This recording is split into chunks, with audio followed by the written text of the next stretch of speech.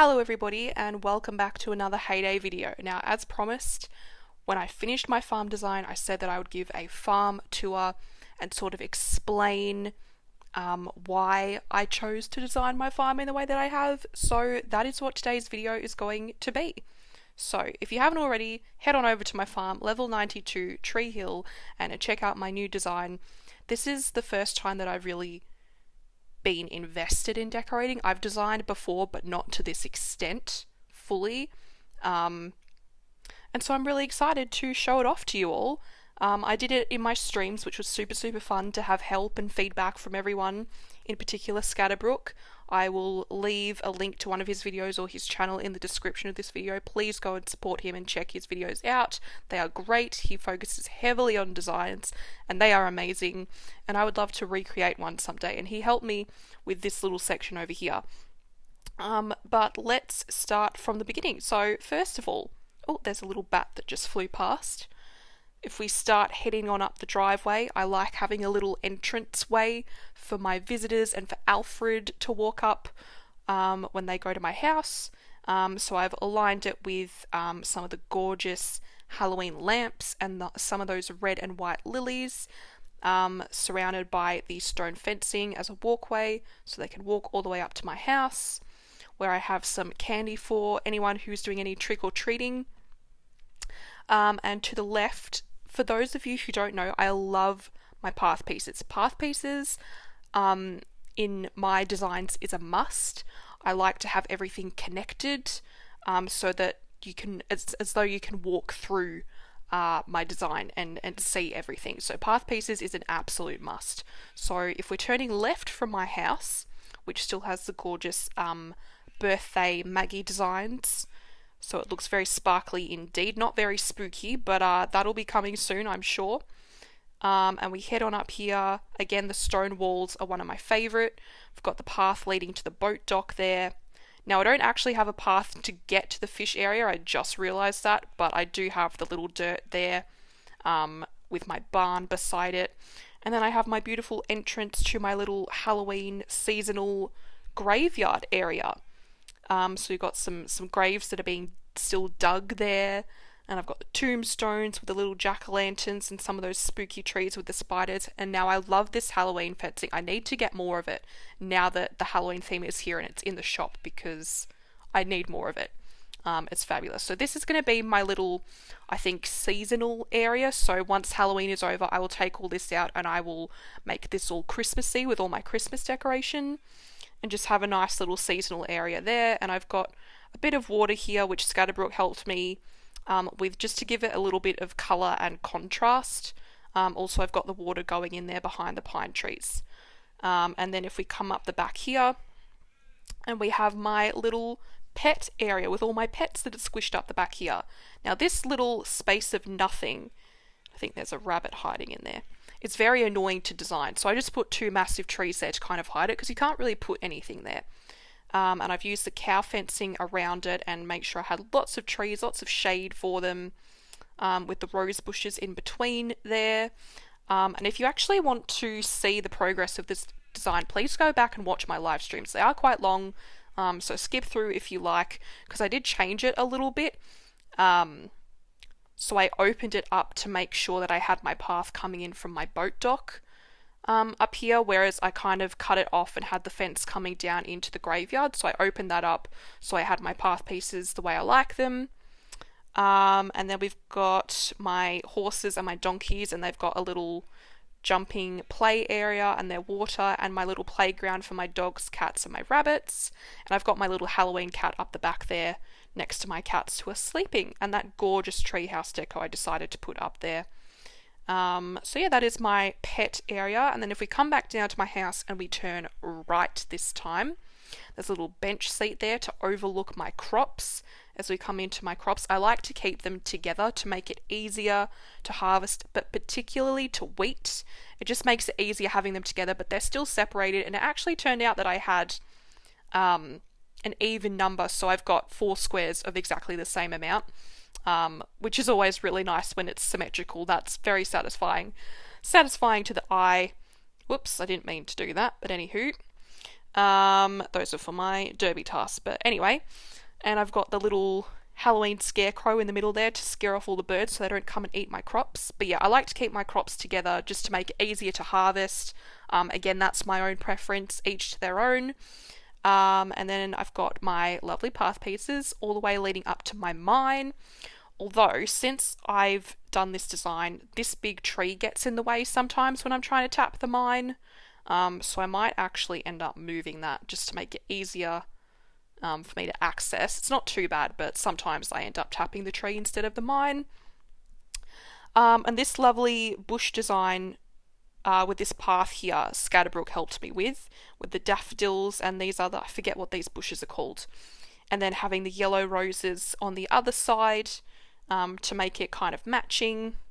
So I have to give that credit to Scatterbrook because it's gorgeous and I love it.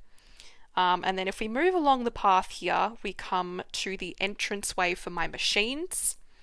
And I find the machines the hardest to design because there are so many of them.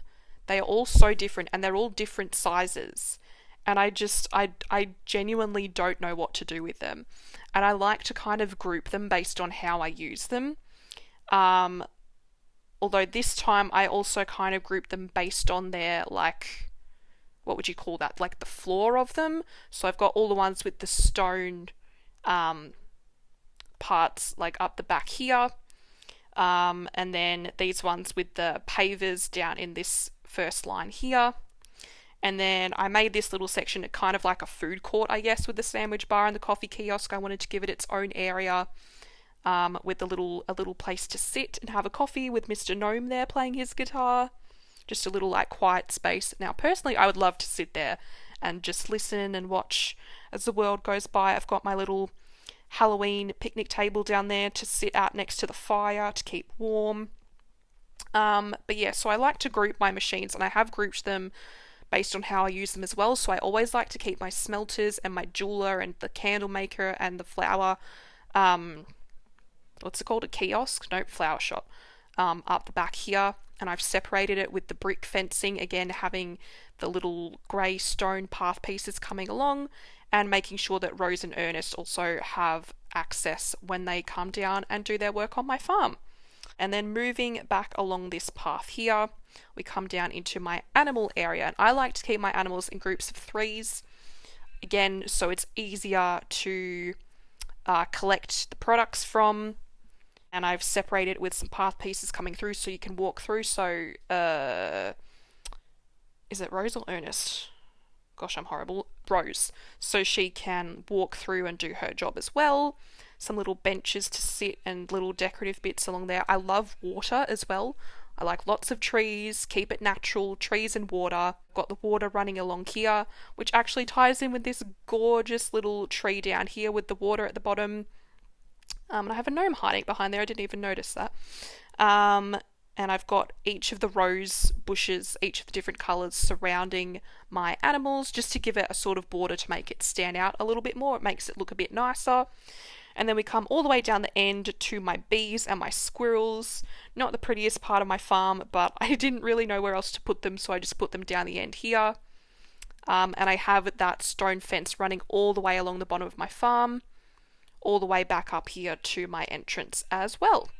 Moving along here, got some nice places to sit and look over the farm there.